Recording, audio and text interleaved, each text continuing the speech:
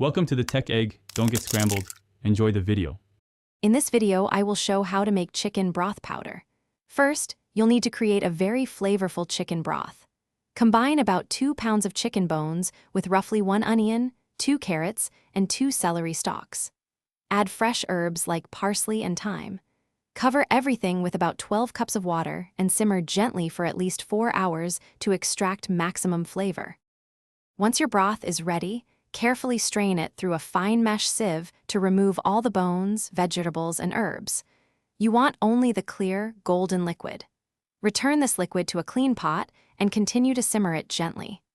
The goal here is to reduce the volume significantly by about 3/4, creating a highly concentrated and intensely flavored liquid. Now, it's time to dehydrate your concentrated broth. Pour the thick liquid onto a silicone mat or parchment-lined baking sheet, spreading it as thinly as possible, ideally about 1/8 of an inch thick. Place it in an oven set to a very low temperature, around 170 degrees Fahrenheit, or use a food dehydrator. Dry it until it's completely brittle and snaps easily.